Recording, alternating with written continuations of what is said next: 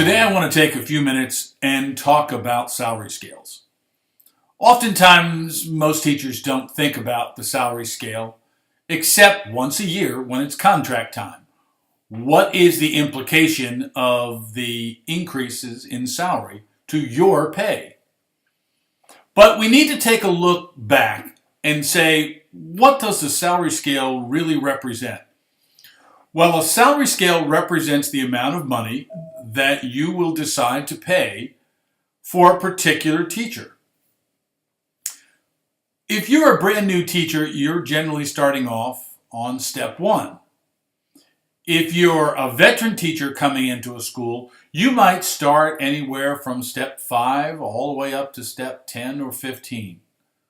Some schools have a very strict policy saying that they will not hire anyone above a particular step.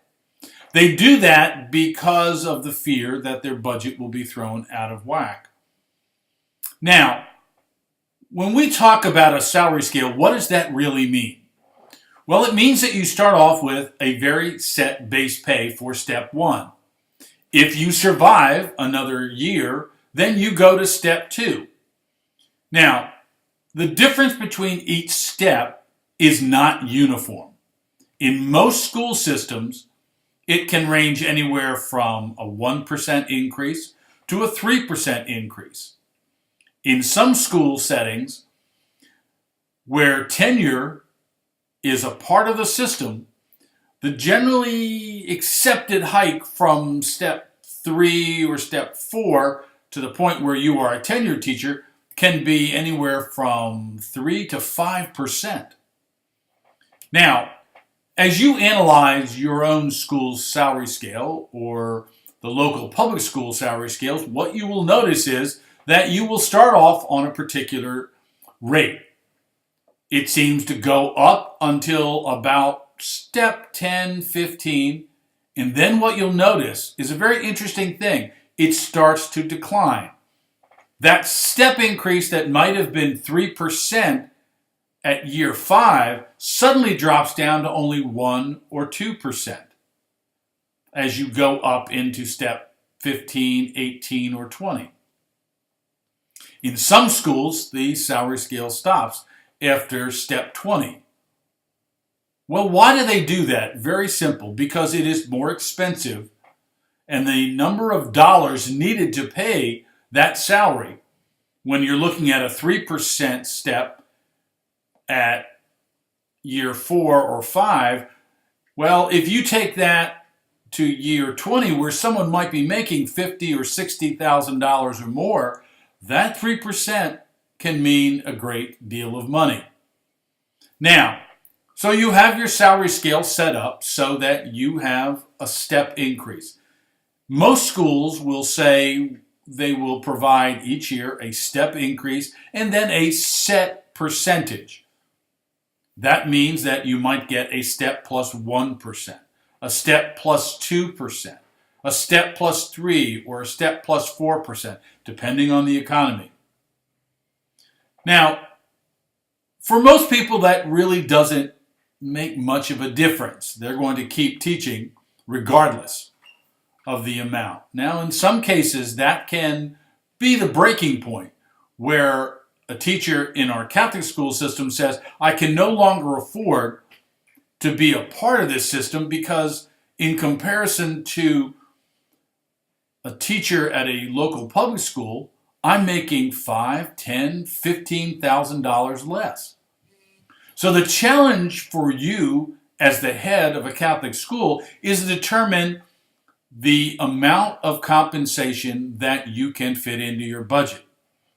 We've talked about budget assumptions. Well, salaries play a major role.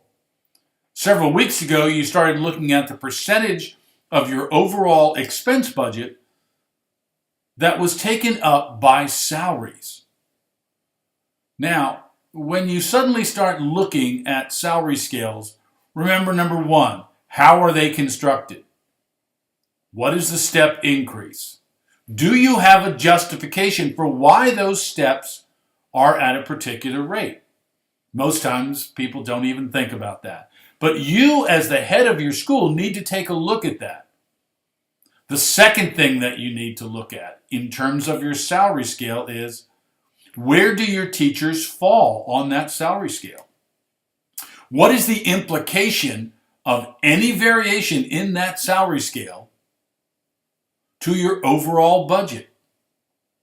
When you're planning your budget and you decide, well, we're going to give our teachers a 2% raise, are you really just saying that we're increasing them by a particular step, or is that a step plus 2%? It will have a major impact on your budget. When you look at your salary scales, you need to make sure that you have in your school a compensation philosophy. What does that really mean? It says, what are we trying to do? As you look at local public schools and compare it to your school, think about what you need to do to make sure that you have the highest quality teacher that you can possibly get. You need to do that in light of what will you be able to charge in terms of tuition. There are lots of challenges in looking at and designing a salary scale. One of the things that you'll do in the course of this semester is to design a salary scale for your school.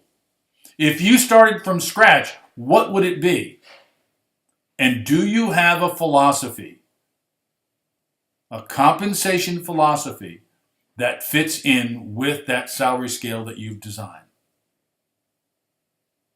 I hope that when you examine the salary scales in your school, you look at what you want to do, why you want to do it, and how you can provide the best possible salaries for the best teachers that you have. Because we're assuming that every teacher that you hire in your school is the best teacher. If you do that, then you'll be able to not only get teachers who want to be a part of your school, but you'll be able to retain a faculty that reflects your mission and reflects your vision. I hope these comments help. As always, if you have any questions, please feel free to contact me. Thank you and have a good day.